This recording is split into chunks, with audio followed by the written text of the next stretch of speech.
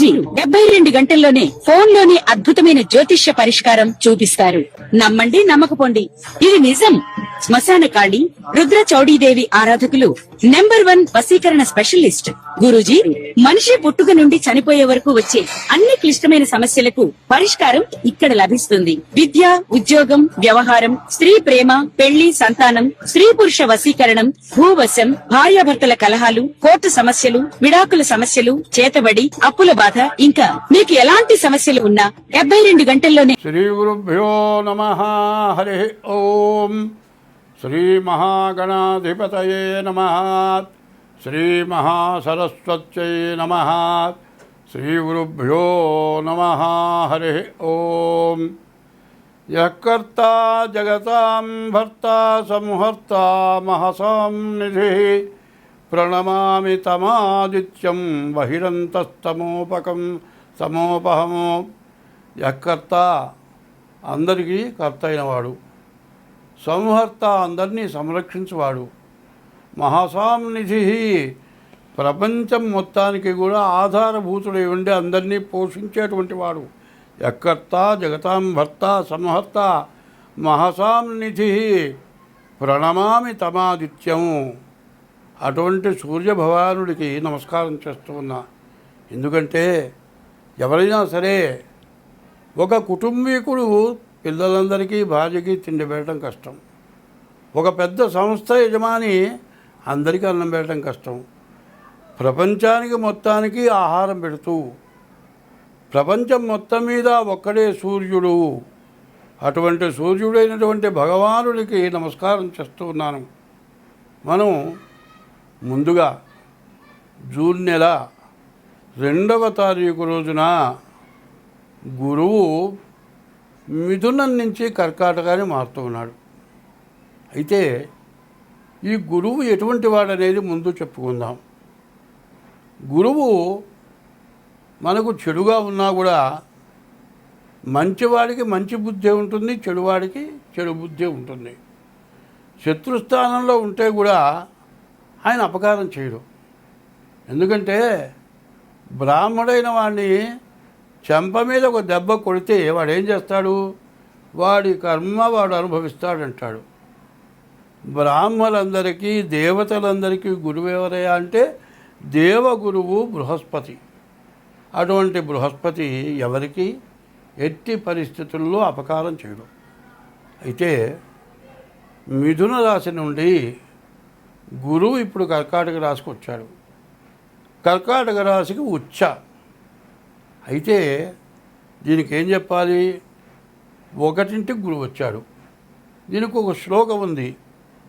యః కర్త ఒక శ్లోకం ఉంది.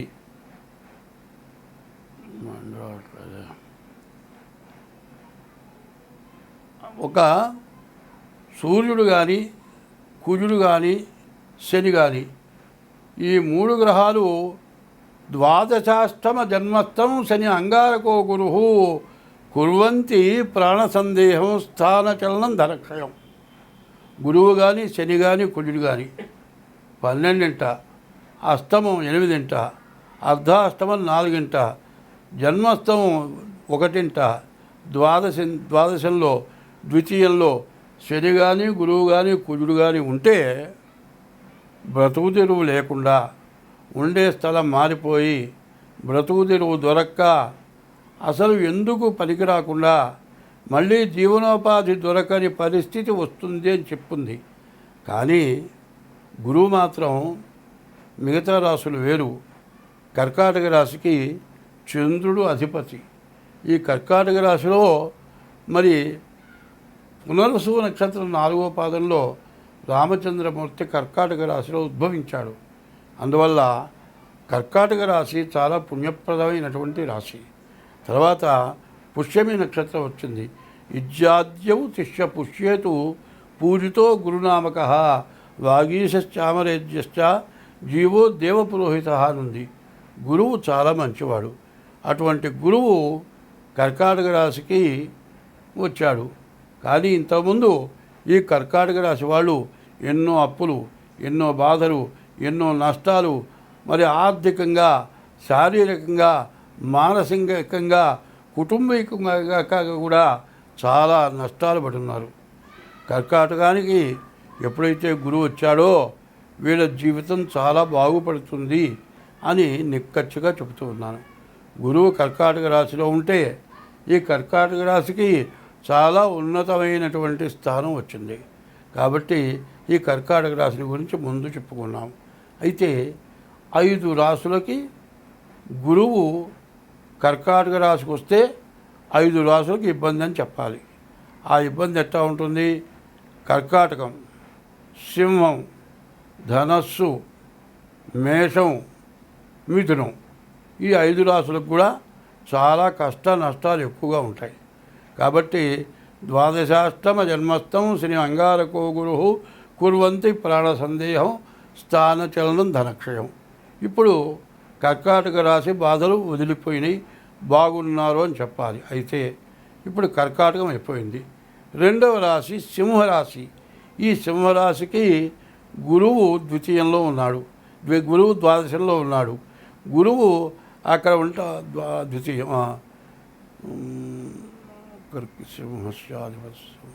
సింహానికి 1ంట గురువు ఉన్నాడు. ఈ గురువు ఉండటం వల్ల చాలా ఇబ్బంది. అదే కాకుండా శని వచ్చేప్పటికల్లా మరి మీనంలో అష్టమంలో ఉన్నాడు. శని గురువులు పూర్తిగా బాగాలేరు. దానివల్ల చాలా కష్టాలు నష్టాలు బాగా ఎక్కువగా ఉంటాయి.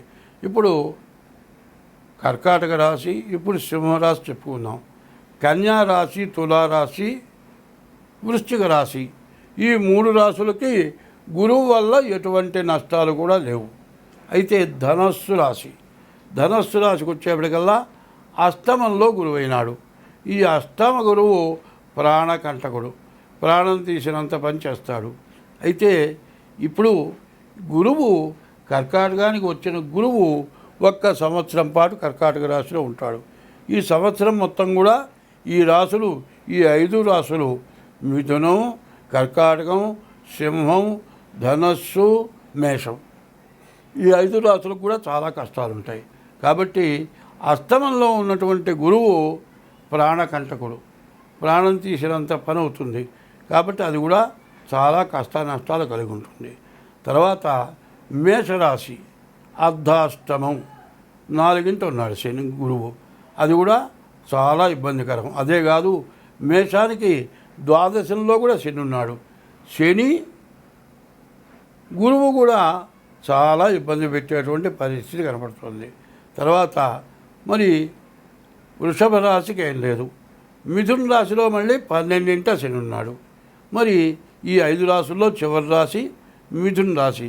ఈ మిథున రాశికి ద్వాదశాంచో వ్యయోరిప్ప, ద్వాదశంలో ఉన్నటువంటి గురువు బాగా అనవసరమైన దండగా మారి ఖర్చు పెట్టిస్తాడు. కాబట్టి ఈ గురువు 12ంట గురువు ఉన్నాడు.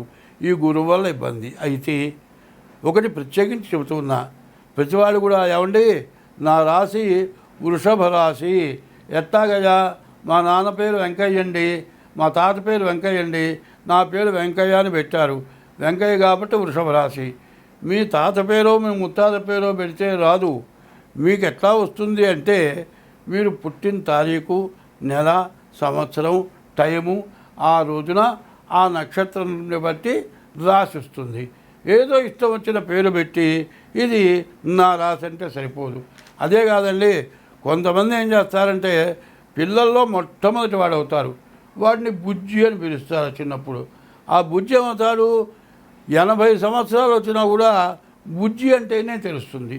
బుజ్జి అను, చిన్నాను, కన్నాను ఇట్లాంటి పేర్లు ఉంటూ ఉంటాయి. ఈ పేరుని అడిగి నా రాశి అంటే అది కాదు. ఎందుకంటే పూర్తిగా తెలియక పేరును బట్టి ఈ రాశి నా రాశి చెప్పండి అని అడుగుతున్నారు. అది మాత్రం పద్ధతి కాదు.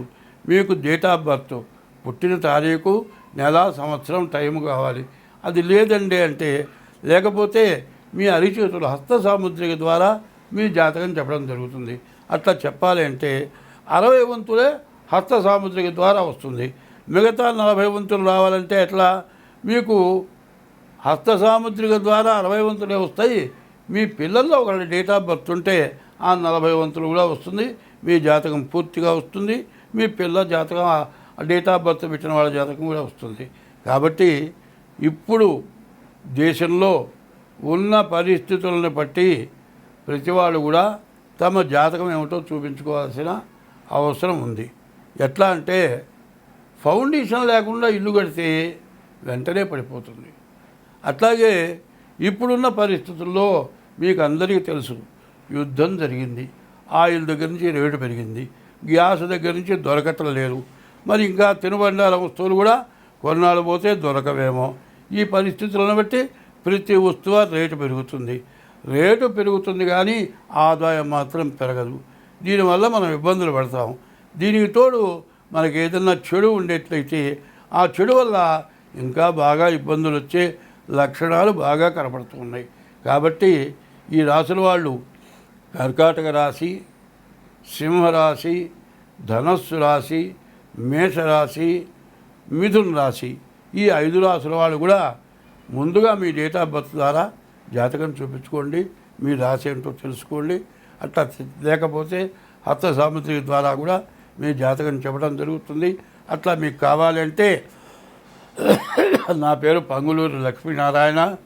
నా ఫోన్ నెంబర్లు 6300061241. ఇంకో నెంబర్ ఉంది 7801071946.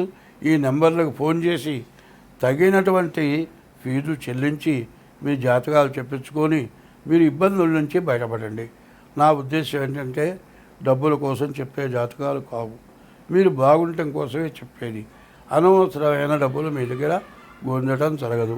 చక్రం వేయాలంటే రాశి చక్రం, నవాంశ చక్రం, మహర్దశలు, విదశలు ఇన్ని వేస్తే కానీ మీ జాతకం పూర్తిగా అర్థం కాదు. మరి కంప్యూటర్ ద్వారా నేను మాత్రం జాతకం వేయను. పంచాంగాన్ని బట్టి జాతక చక్రం వేస్తాం. కంప్యూటర్ ద్వారా వచ్చేది ఎక్కువలు తక్కువలు వస్తాయి. కాబట్టి కరెక్ట్గా జాతక చక్రం వేయాల్సి ఉంటుంది. కాబట్టి తగినంత ఫీజు తీసుకుని మాత్రం నేను జాతక చక్రం వేస్తాను. మీకు అందరికీ ఉపయోగపడతాను. అది మాత్రం ఏదో స్వార్థంతో మాత్రం చేసేది కాదు. స్వస్తి. 2026 సంవత్సరం జూన్ నెల 6వ రాశి కన్యారాశి. ఈ కన్యారాశికి వచ్చేప్పటికి బుధుడు, గురువు, శుక్రుడు, రాహువు 4 గ్రహాలు బాగున్నాయి. 4 గ్రహాలు బాగున్నటువంటి రాశి ఇప్పుడు కన్యారాశి ఒకటే. మరి ఏకాదశంలో గురు శుక్రుడు ఉన్నారు. మరి 10ంట దశమంలో బుధుడు ఉన్నాడు. అష్టమంలో మాత్రం కుజుడు ఉన్నాడు. ఈ అష్టమ కుజుడు ప్రాణకంటకుడు. యాక్సిడెంట్ తగలచ్చు, దెబ్బలు తగలచ్చు, ఆపరేషన్లు జరగచ్చు. ఇటువంటి సమస్యలన్నీ కూడా కుజుడు వల్ల జరుగుతాయి. సప్తమంలో శని ఉన్నాడు. భార్యాభర్తలకి అనుకూలత పోయి విడిపోయే పరిస్థితులు కూడా కనపడుతూ ఉన్నాయి. అయితే గురు శుక్రుడు, బుధుడు, రాహు బాగున్నారు. డబ్బులు రావాల్సిన డబ్బులు వస్తాయి. సంపాదన బాగుంటుంది. భార్యాభర్తలు సంతోషంగా ఉంటారు. బుధుడు వల్ల వ్యాపారం బాగా సాగుతుంది. కానీ ఏమవుతుంది అంటే శని సప్తమంలో ఉన్నాడు. ఈ శని సప్తమంలో ఉంటే భార్యాభర్తలకి పెద్ద సమస్య. అష్టమంలో కుజుడున్నాడు. దెబ్బలు తగలటానికి అవకాశం ఉంది. తర్వాత భార్యాభర్తలు ఇద్దరిలో దుర్వ్యసనం ఒకటి బయలుదేరవచ్చు. ఇంకో స్త్రీతో మగవాడికి కానీ, ఇంకో పురుషుడితో ఆడమనిషికి కానీ సంబంధం కలిగే లక్షణాలు ఉన్నాయి. అటువంటి దాని నుంచి ఎవరైతే తప్పించుకోగలుగుతారో వాళ్ళు సుఖంగా బతకగలుగుతారు. ఈ రాశి వాళ్ళు చెప్పాలంటే మరి సరిగ్గా దాదాపు 1, 2, 3, 4 గ్రహాలు పూర్తిగా బాగాలేవు. ఈ 4 గ్రహాలకి తగిన శాంతి కాకుండా డేట్ ఆఫ్ బర్త్ ద్వారా జాతకం చూపించుకోండి, చాలా బాగుంటుంది. కన్యా మిథునయోర్ బుధ, బుధుడు స్వక్షేత్రంలో ఉండటం చాలా విశేషం. గురువు ఏకాదశంలో, శుక్రుడు ఏకాదశంలో ఉండటం చాలా విశేషం. ఈ మంచికి శని కూజులు మరి కేతువు 12ంట చాలా విరుద్ధంగా ఉన్నారు. కాబట్టి డేట్ ఆఫ్ బర్త్ ద్వారా చూసుకొని మీరు తగిన శాంతి చేసుకోండి. వివాహం కాని వాళ్ళకి వివాహం అవుతుంది. వివాహం ఉంటే సంతానం కలుగుతారు. చదువు పూర్తయితే మంచి ఉద్యోగం వస్తుంది. వీటన్నిటినీ కూడా చెడగొట్టడానికి శని కుజుడు బాగా ఎదురు చూస్తూ ఉన్నారు.